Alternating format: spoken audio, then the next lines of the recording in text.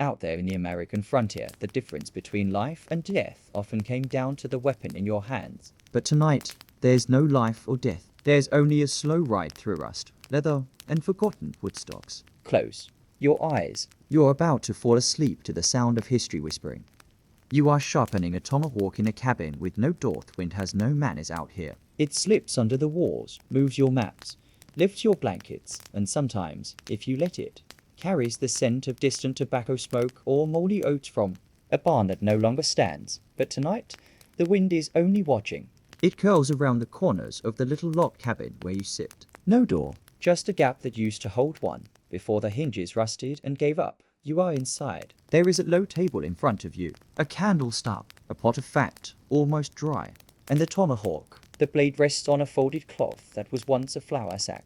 You've sharpened it 3 times already, but you're not keeping count. The edge doesn't need to be sharp anymore. Not really. You are only moving the whetstone out of habit. And for the sound, that gentle, dry scrape that reminds you of the old dog snoring back on the ranch that didn't survive, the drought, or the bank, or maybe time, you draw the stone down the edge again, slow, soft, like you're not trying to cut anything at all. Because you're not. The tomahawk is older than you. Its handle has been oiled and re-oiled until the grain feels like skin. The iron head is pitted and dark, with little dots like stars. You don't know who first held it. Maybe a trapper, maybe a scout, maybe someone who never came back. It doesn't matter.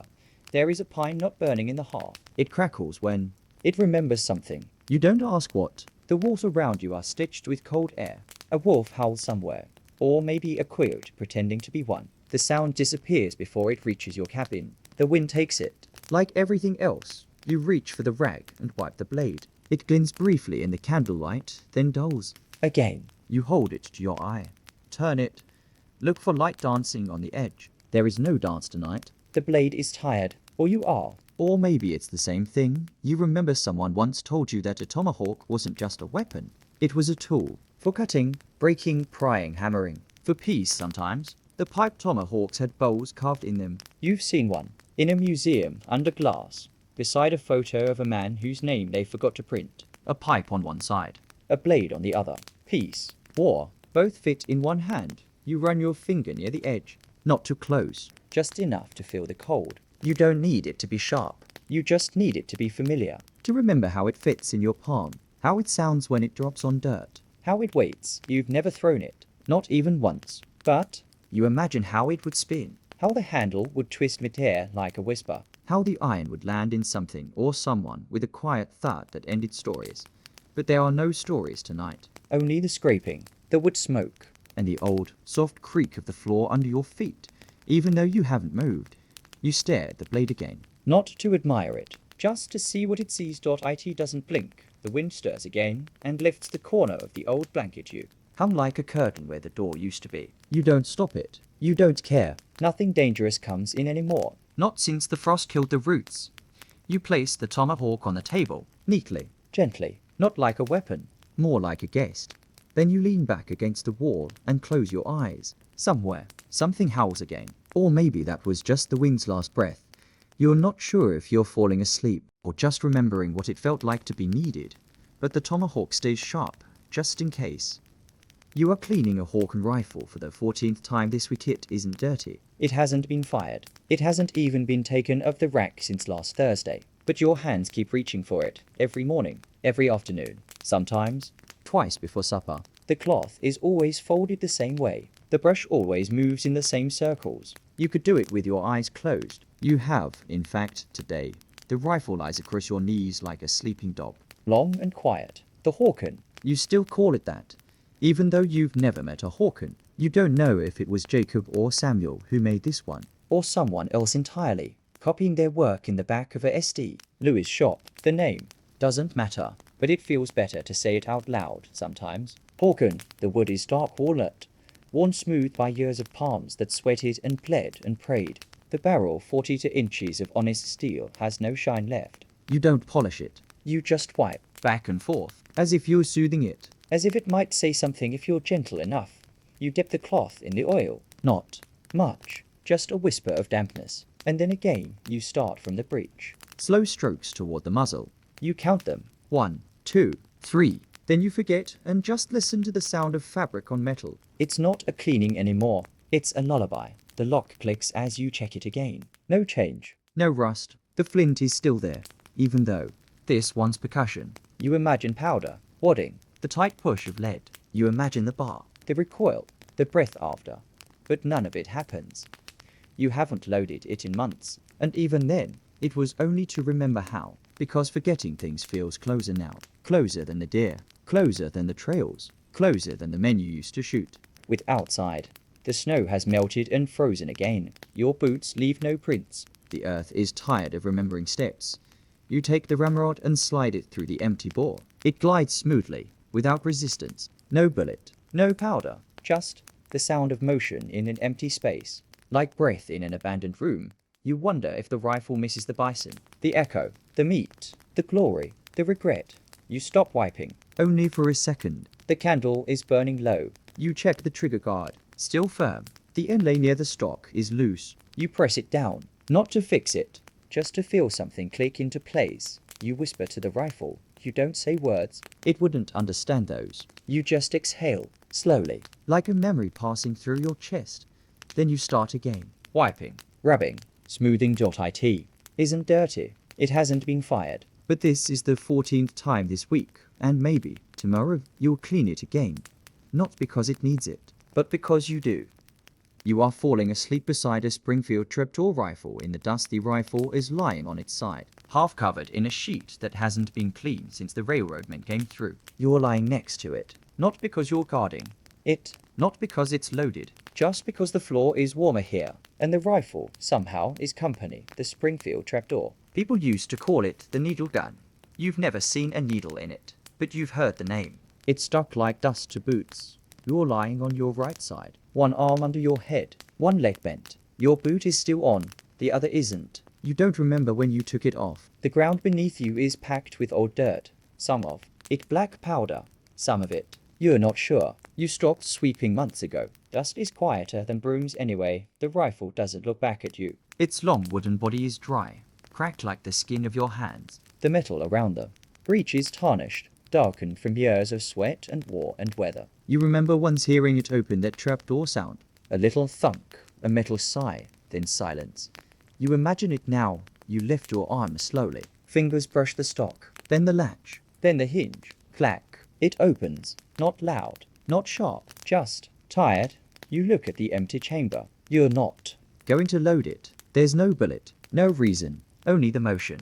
The way your hands know what to do when the world forgets them. You close the breech. It fits tight. Still strong, still reliable. That's what they used to say about it. Not fast, not modern, but it always worked. A slow gun for a fast death. You roll onto your back, stare at the beams above. There's a knot in the wood shaped like an eye. You close yours. The wind outside scratches the side of the building, like a dog that wants to be let in. You won't open the door. There isn't one anymore. Just a drape of canvas nailed in 3 corners, flapping lazily like a dying flag. Your arm is still resting on the rifle. Its weight is reassuring. Not heavy, not cold, just there. You once read a story about soldiers in the Indian Wars. They were outnumbered, hundreds against dozens, and they survived because they had Springfields. Not because they shot fast, but because they shot last, and they reloaded faster than fear. You wonder what happened to them. Probably buried with their boots on, probably in graves without names, probably holding their rifles, probably dreaming of somewhere else. You shift a little. The rifle rolls gently against your ribs. It doesn't complain. You're not sure when you last fired it. It might have been a coyote, might have been a man, might have been just to hear it speak. But tonight, it says nothing. It lies beside you, silent, clean enough, unloaded. You exhale. The dust rises, then settles again. The rifle stays. You sleep. You are counting the clicks of a Winchester lever action at dawn. You are not shooting. You are not hunting. You are just sitting by the open window where the air is cold and still carries the scent of last night's fire. The rifle is in your hands. Winchester, lever action, model 1873 or 1876, you never remember which. It doesn't matter now. You are not looking out the window. You are looking down at the lever, at your hand on the worn grip, and your thumb curled just above the trigger you don't plan to pull. You press the lever down. It drops, smooth and slow, with a sound you've always liked. Click. Then you bring it back. Clack. That's one. You don't have bullets in it. Not today. Maybe not ever again. But the sound click clack, that's what matters. 2, 3, 4. Each time slower. Each time softer. The rifle is warm where your hands have held it too long. You can feel the groove where your thumb rests. Worn down by years of riders, scouts, and men who thought they'd live forever. You're not one of them, but you know their rhythm. 5, 6. The sun is crawling over the far hills now. Its light is thin and tired, the kind of light that forgets to warm the floorboards. Outside, the world is pale blue and unmoving. The horses aren't saddled. The barn is closed. The water barrel froze in the night. You don't mind. 7, 8. You stop for a moment. The silence presses in, but gently. Like wool against your ears, you remember the sound of a real shot. That daring crack. The smell of powder. The way birds took off like pieces of the sky falling upward. But that was long ago. Now there's only the quiet clicks. Mechanical memory. Ghost muscles doing what they were trained to do. 9, 10. You rest the rifle across your lap. Let your fingers drift over the brass. It used to shine. Now it's dull and soft like morning light. Somewhere in the grass, a cricket chirps and then gives up. Even they are slow today. Even they sleep with their eyes open. 11. You wonder if anyone else is awake. Down the trail, across the dry creek, past the dying oak tree. Maybe there's a man somewhere doing the same thing, clicking a Winchester just to hear it breathe. 12. You think about standing up. You don't. The chair is old, but it understands your weight. The rifle hasn't left your hands. There's nothing to shoot. But the movement is comfort. The repetition is prayer. 13. 14. You stop. The lever hands for a moment. Then you close it. Slow. The chamber is empty. So are your pockets. But your hands are full. Of habit. Of time. Of something close to silence. You lean your head back. Not asleep, but close. The kind of stillness that lives between two heartbeats. You don't count anymore. The rifle stays quiet. The sun rises. You are holding a shop's rifle, but only to rest your chin on it. It's too early to move, but too late to go back to sleep. The fire's gone out. There's no smoke in the air, just that soft scent of ash that clings to wool and breathes with.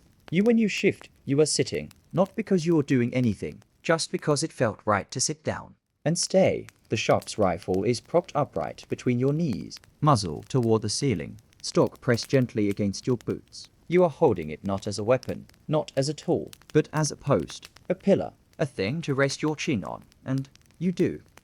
Your arms hang heavy over the barrel, your chin balanced on your crossed hands. Not pressing, just there. You are not sad. Not exactly. Just slow, like the light filtering through the window, like the wind that can't find the strength to rattle the shutter. The rifle doesn't move.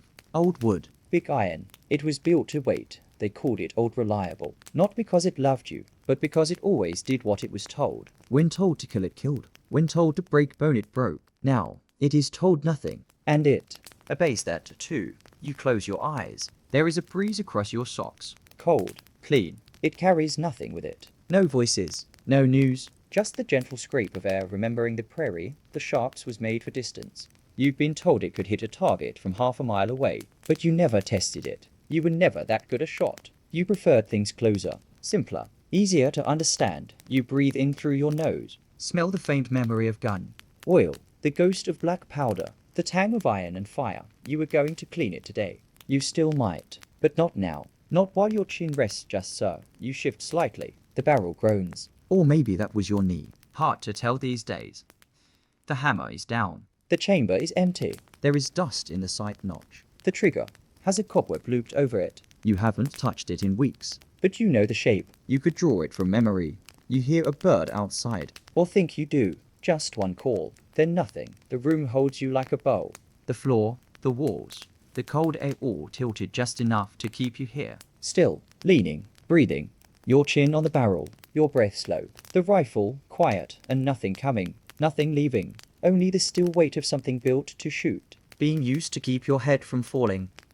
You are all rubbing a Remington rolling block for no reason. A tall tea bottle has no label. It never did. Just a small, brown glass jar with a tin cap and a smell like forgotten barns and wet leather. You open it slowly. It resists a little, the way old things do, not out of stubbornness, but out of memory. You dip your fingers in, just the tips, then reach for the rifle, the Remington rolling block. It's resting across your lap, heavier than it looks. Lighter than your thoughts, the action is closed. The chamber is empty. The hammer is down. It has been down for a long time. You're not going to fire it. You haven't in years. And yet, every other week, or maybe every other dream, you find yourself oiling it. Not cleaning, not repairing, just oiling. You press your fingertips gently along the forestock. The wood drinks the oil, soaks it in like an old man remembering something too long ago to say aloud. You rub slow circles, clockwise, then back again. No part of this is necessary. No part of you minds. You move to the receiver. Smooth steel. A few scratches. You run your cloth over it. You fold the cloth. You unfold it. You rub again. The rolling block was simple. One action. One shot. One slow mechanical nod before a bullet left for good. No springs to jam. No magazine to fumble. Just a hinge. A rhythm. A moment. You pull the hammer back. Click. Then roll the block open with your thumb. Snap. Empty. You leave it that way. Open. Waiting. You oil the inner edge of the chamber, though you know it's clean. There's no soot. No brass. Only that faint, metallic echo of things that might have happened. Outside, the wind flutters against the boards. Not loud. Like a shirt hung too long on the line. The room smells like oil and canvas. And the faintest trace of your old tobacco pouch, even though it's been empty since spring. You switch hands. Rip the stock. The shoulder end. The places you gripped it once, tightly, as if the recoil could shake the weight out of your bones. The rifle stays still, lets you care for it, as if it knows the difference between being used and being remembered. You move up the barrel, tracing that long metal line that used to point at something. Now it just points forward. At nothing. It quiet. You breathe. The room doesn't. You stop rubbing. You wipe your fingers clean on the same cloth. Fold it twice. Place it on the windowsill. You cap the bottle. Tight, but not too tight. The rifle lies there, glistening faintly in the low light. Unloaded, unmoved, unconcerned. You don't know why you oiled it. You don't need to. It's the only thing in the room that still asks to be touched. You are watching a double-barrel shotgun collect dust on a shelf. It used to be the loudest thing in the room. Now it's the quietest. The double-barrel shotgun stands upright in the far corner, propped against a shelf that holds jars without labels, boots without laces, and a hat that forgot whose head it belonged to. You haven't touched it in months. You think about it often, but only in passing. Like thinking about a neighbor who moved away before you ever learned his first name. It's a short-barreled thing. Stubby. Serious. The kind of shotgun that earned nicknames in stories. The Krauthammer, to bark, last word. Yours had no name, just numbers scratched into the underside. You never asked who wrote them. You just never scratched them off. You sit in the rocking chair, which doesn't rock, and look at it. It doesn't shine. There's no light to catch. Just wood gone dull, steel gone grey, and a thin layer of dust that makes everything look like it's been snowed on by time. You don't plan to clean it. The dust doesn't bother you. If anything, it suits the room. The shotgun rests in the same place every day. It leans at the same angle. You've checked. Sometimes when you are bored, or when the wind howls through the cracked eaves, you imagine lifting it, breaking it open, seeing 2 brass shells shine up at you, but you don't. There are no shells left. Not in the drawer, not in the pouch, not in your pocket. Just the thought of them, which is louder than they ever were. You remember how it kicked, how it rang in your shoulder and echoed in your bones, how your ears would ring and you'd smile. Anyway, because whatever you were aiming at, coyote, thief, shadow, it didn't stay standing. Now nothing comes to the cabin. Not thieves, not shadows, not even birds. The room is too still, too old. Even fear has found someplace younger to haunt. You think briefly of picking it up, just to feel the weight, just to remember. But the moment passes. It always does. You lean back. The rocking chair creaks but doesn't sway. Outside, the wind taps once at the pane, then decides against conversation. The barrels of the shotgun are side by side, like tired brothers. Neither of them wants to go first anymore. They are not loaded. They are not needed. They are simply present and collecting dust, which, if you think about it, is a kind of purpose, a quiet one, a final one. You are sitting beside a bowie knife. You're afraid to touch it. Rests on the crate beside you. The blade turned inward, the handle pointed your way, like an invitation or a warning. You haven't picked it up in days. Weeks, maybe. You're not sure. The light changes so slowly in here that time forgets how to pass. The bowie knife isn't dusty. You wiped it clean without thinking last time your hand brushed the edge of the crate. Now it gleams faintly in the half light, like something awake while you're still deciding. The blade is long, too long, Some might say, long enough to be confused with a short sword, long enough to do more than you wanted to. There are scratches on one side, not deep, just shallow.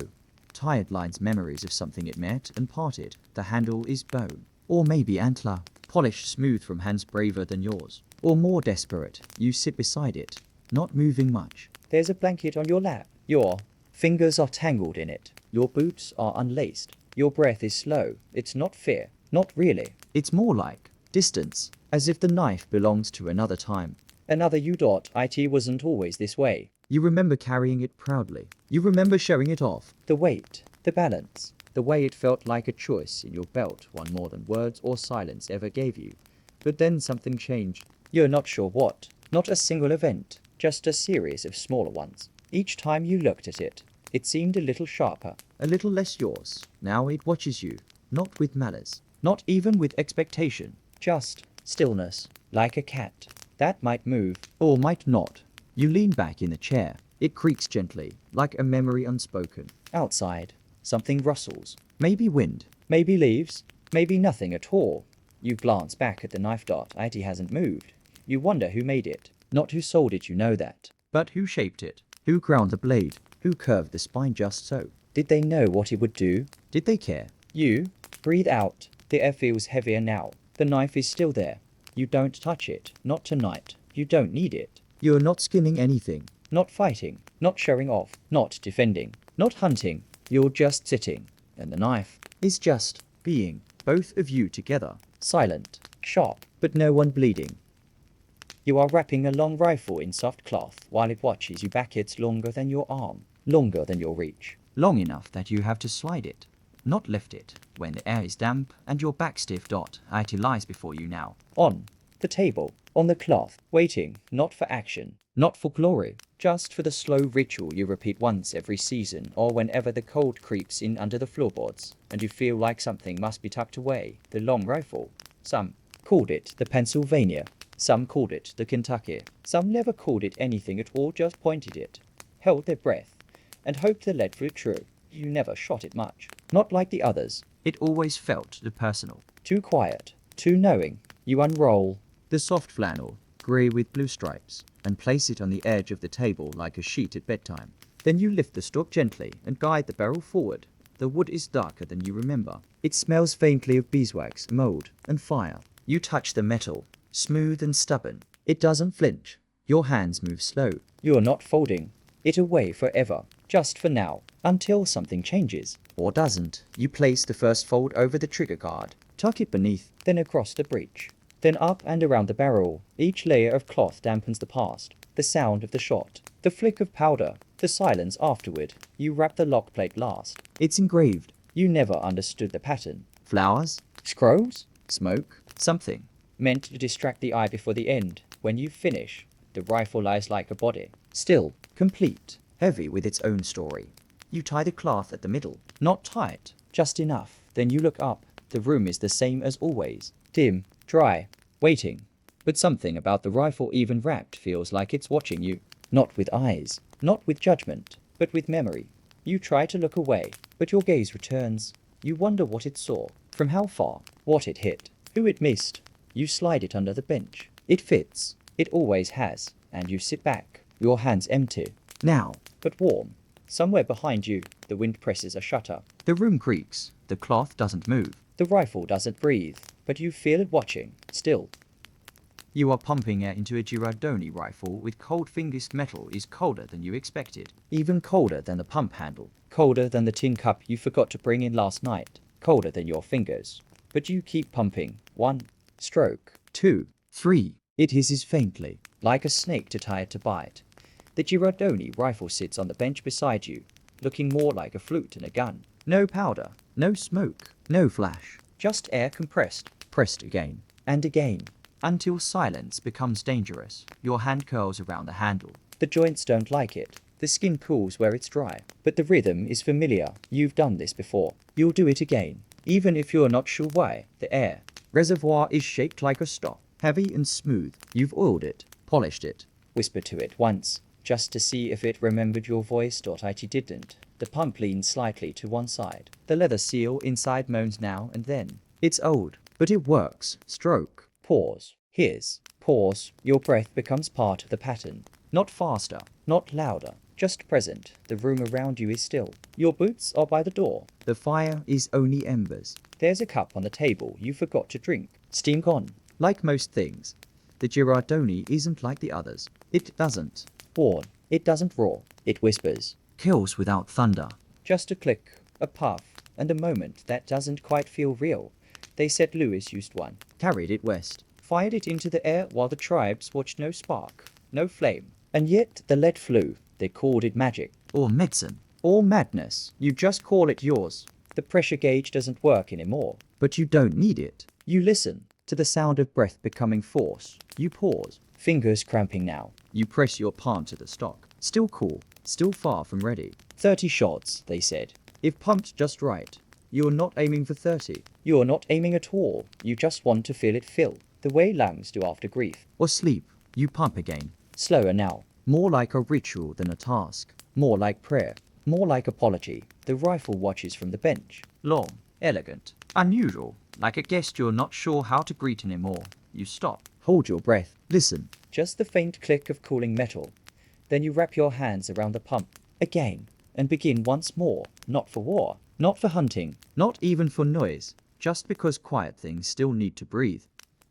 You are sleeping in a dugout where all the guns are unloaded. There's no door. Just a hanging blanket. Stiff with old smoke. You didn't hang it. It was already there when you came back. You left it untouched. The dugout isn't much. Just earth, timber, and things forgotten. The floor is dirt. The walls are dirt. The ceiling looks darkened by breath and weather. You can see your breath now. It curls upward, then disappears into the beams like it's looking for somewhere better.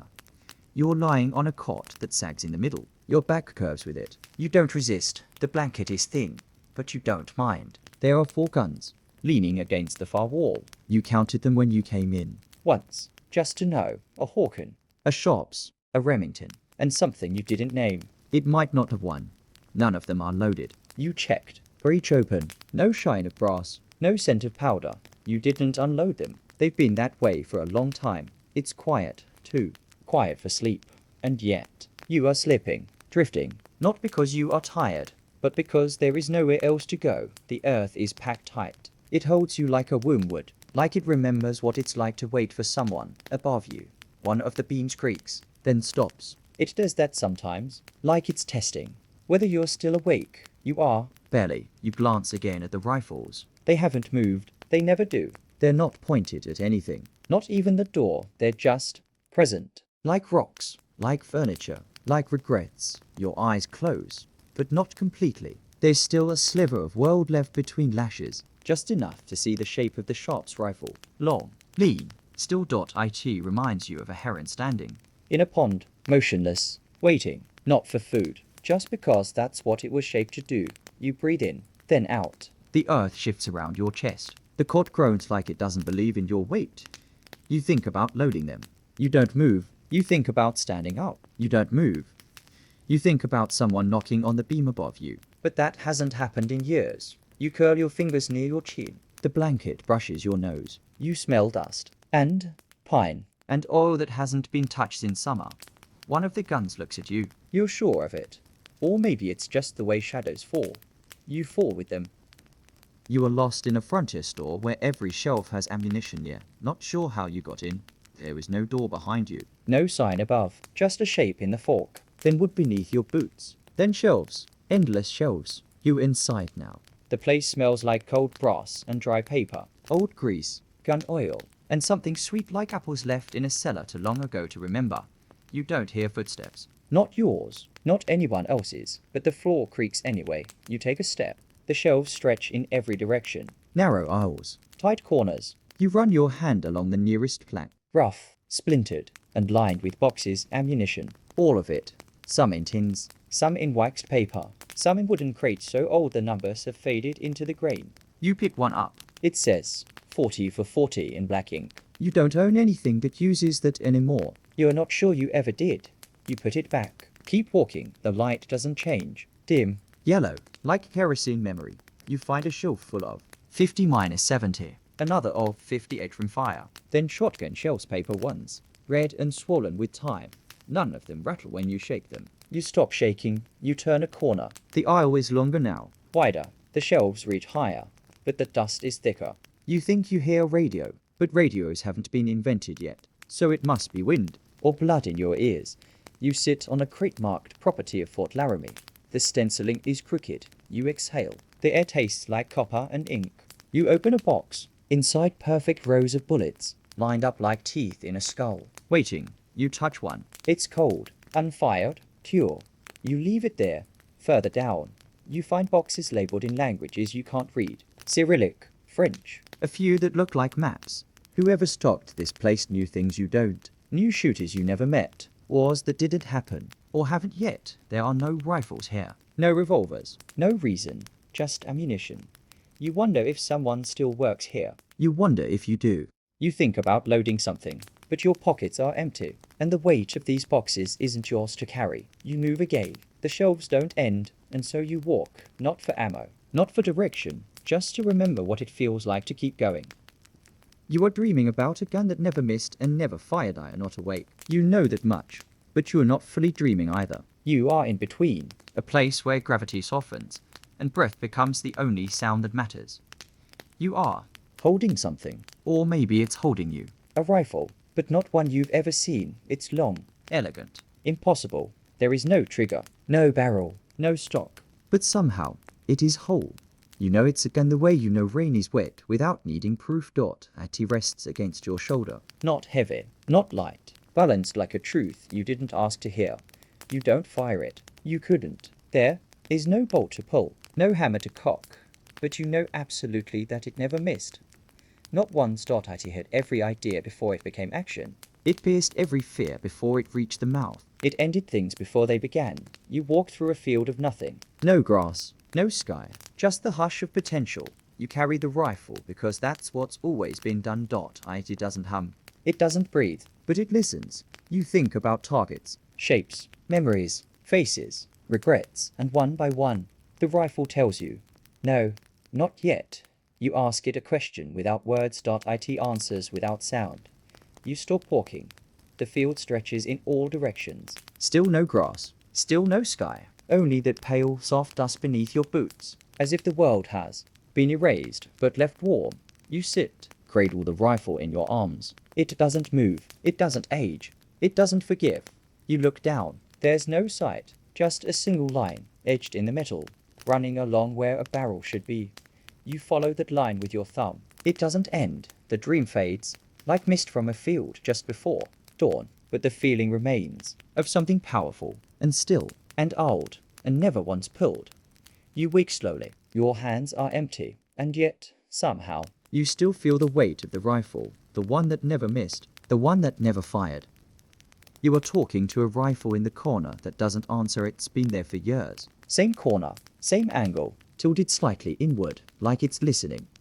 You've passed it 100 times, maybe more, but today you stopped. You were sweeping, or maybe looking for a nail, or maybe just walking in circles again, like a dog looking for a place to sleep, and you saw it. The rifle. You forgot which one it is. Could be the Springfield, could be the long rifle. You don't check. You just stand there, staring. Then quietly you say, "Still here, huh?" No answer, of course not. But something in you waits anyway. Out of habit, out of old respect, out of loneliness you don't name. You pull a chair closer. Sit. Not to rest though your legs are tired. Just to be near. You look at the rifle. It looks like it's looking back, but it isn't. You clear your throat. You remember that creak in 72. When the barrel jammed, you remember how we laughed. No one laughs. The room doesn't change. The air doesn't move. The rifle doesn't blink. You smile anyway. Not because it's funny, but because something in your chest twitched at the thought of being heard. You keep going. Shot a deer clean through both lungs once. Didn't move. Dropped like a sack of salt. You were good back then. Nothing. You lean forward, elbows on knees. The floor groans. I used to clean you every Saturday, even when there was nothing to clean. Remember that. Your voice sounds small, not soft, just used. You study the rifle shadow on the wall. It stretches like an arm that forgot how to hold anything. You speak again. Louder now. I'm sorry. About that last time. I should you stop. Not because you run out of words, but because the silence is suddenly too full. You sit back. Let the chair creak. Let your fingers find your lap again. The rifle does not move. It never did. You wonder if it ever really listened. Or if you only needed something to speak toward, you stay there a while. Not waiting, not expecting, just being near, sometimes silence. Is the only conversation that feels honest, and the rifle in the corner knows how to keep it. You are a ghost in a museum full of sleeping weapons. It's always nighttime here, even when the windows say otherwise. The light never changes. It hangs in the air like dust that forgot how to fall, and you walk, soft, slow. You don't make sound anymore. Not because you try to be quiet, but because you've been quiet too long to remember how to break it. This is not a battlefield, not a hunting lodge, not an armory. This is a museum, and the guns here they sleep. You pass a row of rifles behind glass, Each one angled carefully. barrels forward, triggers untouched. Stock polished by hands long buried. You read the plaques. Even though you know them all by heart. Sharps, model 1874, used by buffalo hunters on the high plains. Recovered near Dodge City. You nod, though no one sees you. You find the Remington. The rolling block. Its bolt is half open, like it never finished its last sentence. You wish you could close it, but the glass stays firm. You drift to the double barrel. Mounted clean on black velvet. It looks fragile now. Like a songbird pin for study, there's a child pressing her nose to the glass nearby. You want to tell her it kicked like a mule, that it once cleared a saloon of 5 men and a bottle into pause. But she can't hear you, in one here can't. You pass a Bowie knife in a case lined with red cloth. Its blade is polished to a whisper. It reflects nothing. You pause at the air rifle. The Girardoni. They've written it wrong, early experimental piece, as if it never meant fear, as if it never stunned a whole village with a single puff of silence. You want to knock on the glass. Correct them. You don't. You pass your hand over the wood-framed long rifle. You remember that smell, powder, ash, pine dot. IT doesn't remember. You. None of them do. They are asleep. You are not. That's the difference now. You walk past display after display. No footsteps. No breath. Only the creak of your memory echoing where sound should be. You come to the final room. Small, dim, inside a bench. On it, a tomahawk, not cased, not hung, just sitting. As if it were waiting. You sit beside it. Not through it. Not beyond it, but beside. You don't touch. You don't need to. You just stay. And the tomahawk stays too. Neither of you rusts. Neither of you sleeps. Neither of you speaks, but both remember.